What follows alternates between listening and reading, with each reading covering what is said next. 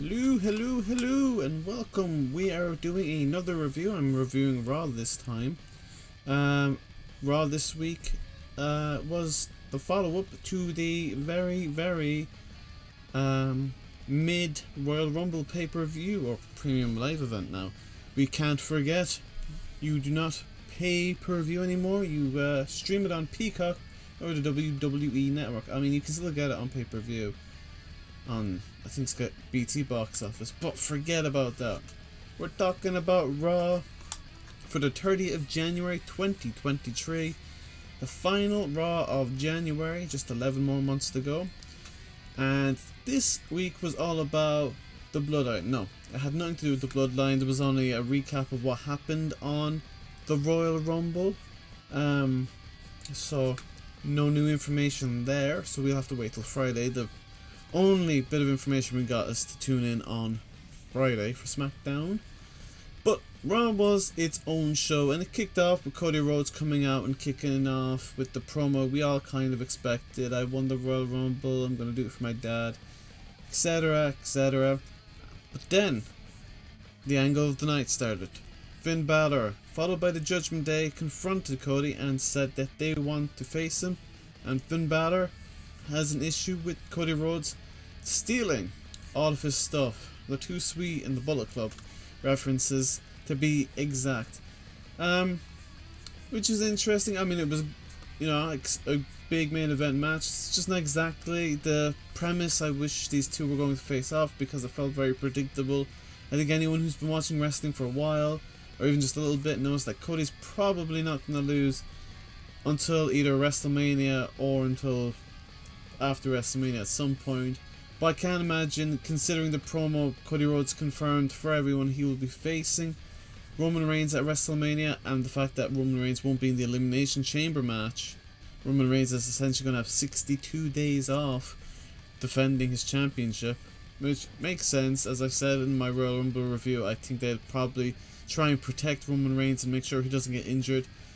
Although there is conversation of him facing Sami Zayn at the Elimination Chamber in Montreal or Quebec or in Canada for the championships, so he might have one title defense, one match in the meantime, and maybe Sami will dethrone him. They could throw a spanner in the old works, but I think more than likely it'll either be A for the WWE Championship, or Sami will lose, or Sami could lose regardless. But Sami's not going to be winning the Undisputed Championship. I'd be shocked if they switched it to Sami vs Cody. No doubt it would be an excellent match, I'm not going to deny that, but I just don't see Sami Cody being the main event, as much as I would like to see it.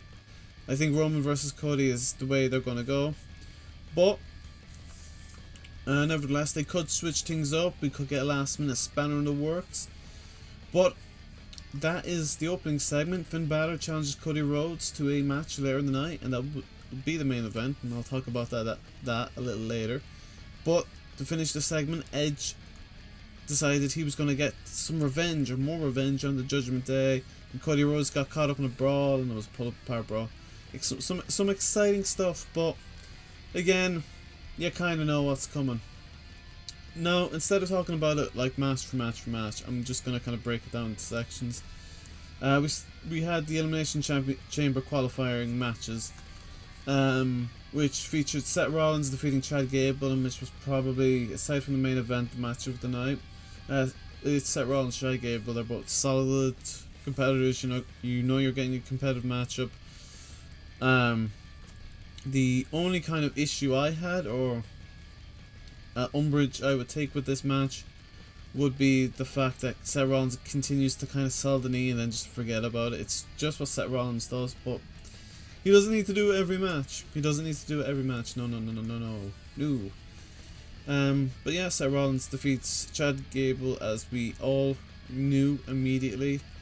Then the next qualifier featured Johnny Gargano versus Happy Corbin, Baron Corbin, High Roller Corbin, Wrestling God, whatever. This guy, Baron Corbin, has just been dropped again immediately. He is the male Lacey Evans. He gets repackaged constantly, gets the bare minimum push, and then immediately back to enhancement talent.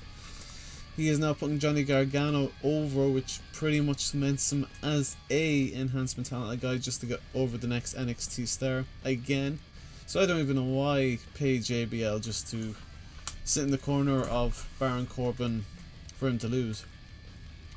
Nevertheless, that's just how it goes.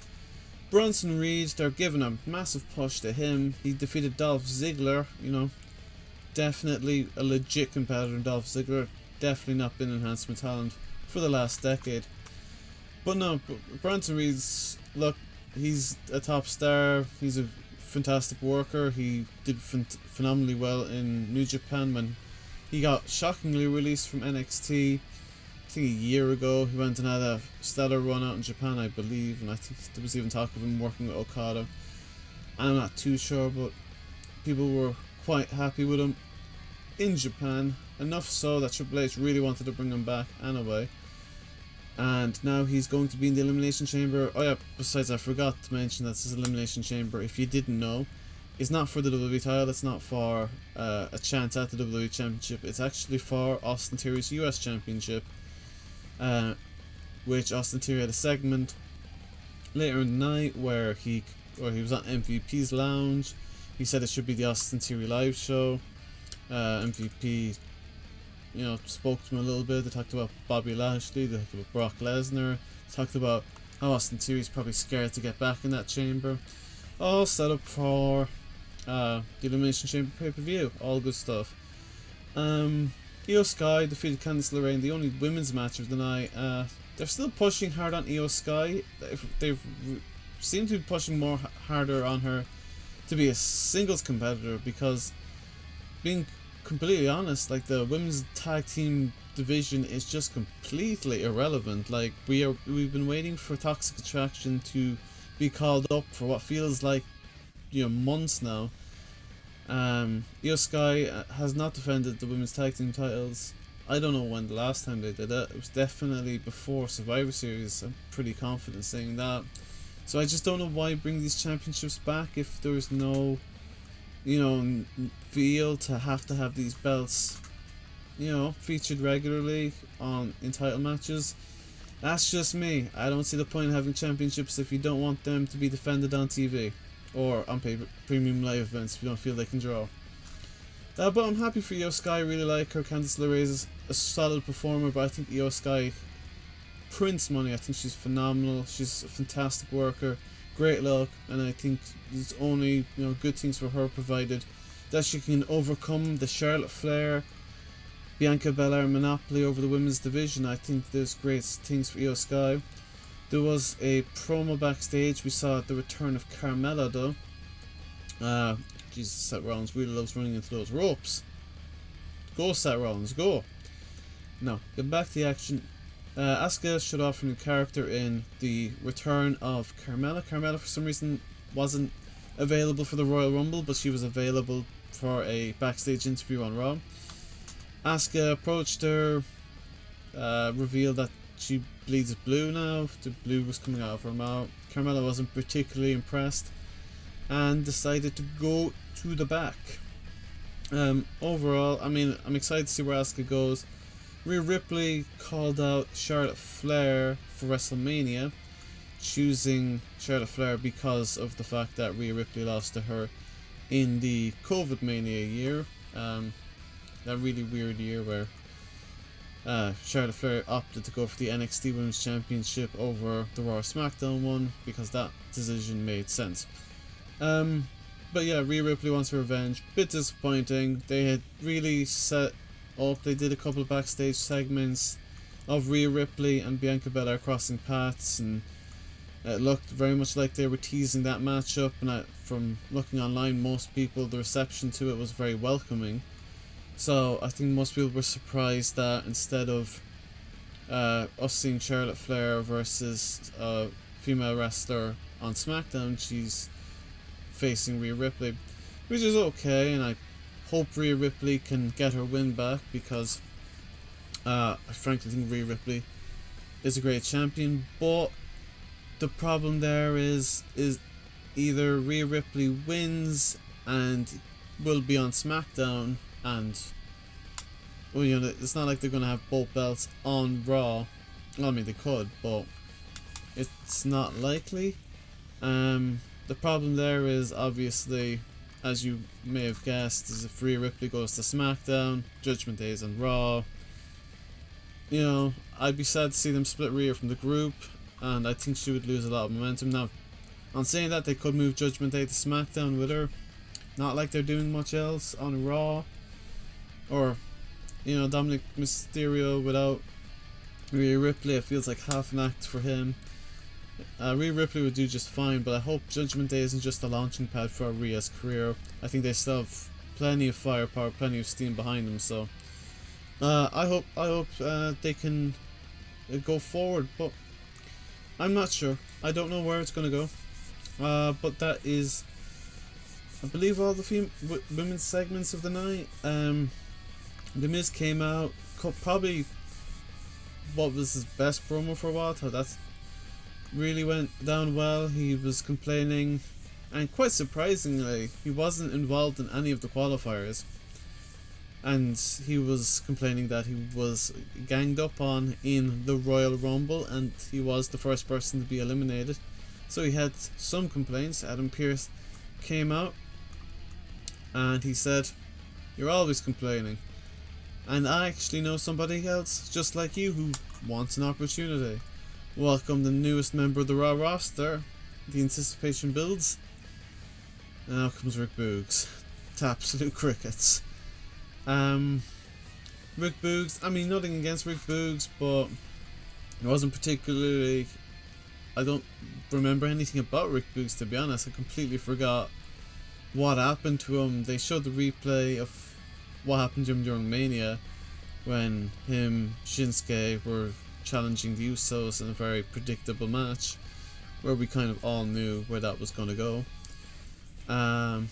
Not to be negative, but I think most of us figured that the Usos were retaining, and that's what happened. But it had to happen in maybe one of the most tragic of ways, in the fact that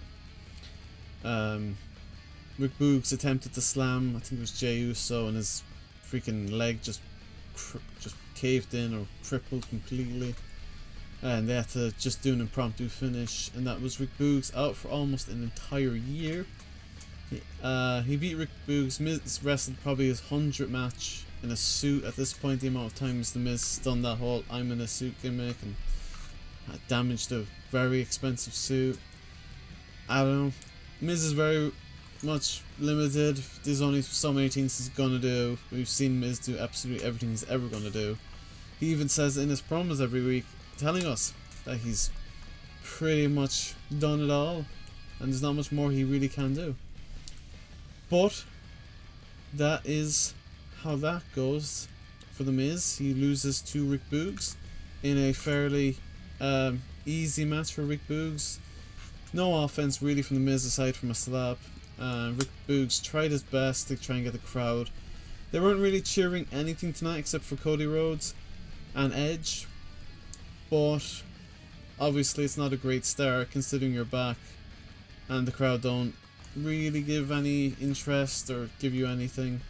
It's disappointing for him, but I also don't see Rick Boogs as a top star or a guy that's really going to get anywhere. I think, you know, Elias levels is where Rick Boogs is gonna kind of be. He's never going to be, and I think WWE know that. He's just there to be another enhancement guy, make the top guys look great, but he's not a top star. Maybe I'm wrong. Maybe some people love his charisma. He's definitely unique, but we'll see how it goes. Then obviously we move into main event territory. Cody Rhodes for the first time ever facing Finn Balor in a match that was very well put together. They're obviously two of the best wrestlers, active wrestlers in the world at the moment. The crowd were surprisingly into this match. Not that I'm surprised that Cody Rhodes or Finn Balor would be popular with the crowd or could get a reaction. They're both fantastic performers, but they weren't, as I said just there, they weren't really being receptive to much. The crowd seemed like a bit of a dead crowd all night, but they were super into Finn Balor versus Cody Rhodes, which is a huge positive. The match was solid, even though huge commercial break in the middle, but from what I watched, I had a lot of fun watching it. But obviously, as I stated at the start of the review, fun, exciting, although predictable, and you kind of knew where the result was going to be, because they can't have Cody just lose. Now, the interest they had to put in was to make you believe that maybe a DQ could happen or some shenanigans could cost Cody the match, but alas, it was standard practice. Now, what was quite surprising is just how much they did to protect Finn Balor in defeat. They were having a great match, everything was going swimmingly, and then Edge got involved again and absolutely took out the Judgment Day. Spear Damian Priest, spear to Dom Dom, and then Rhea Ripley took out Edge, started beating her down.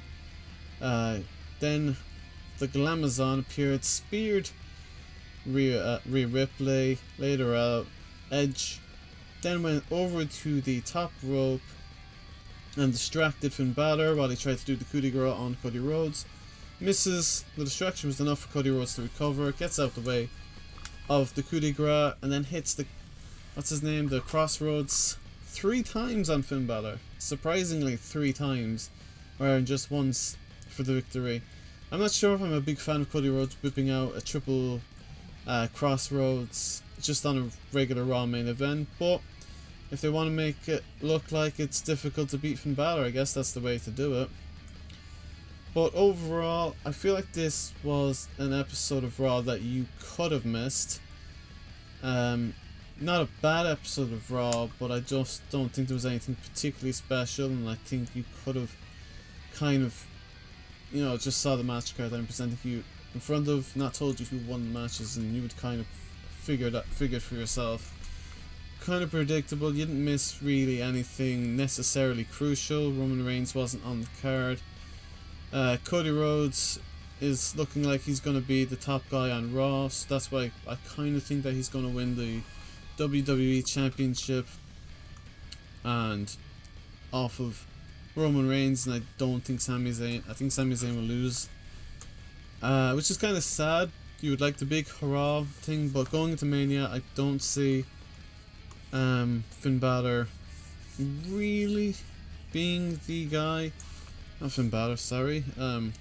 Sami Zayn being the guy to really push the envelope and change everything. But he might get to have a Universal Championship match, and maybe Cody and Roman Reigns will be night 2, and Sami Zayn versus Kevin Owens will be night 1. I don't know. There's a lot of potential, a lot of different possibilities.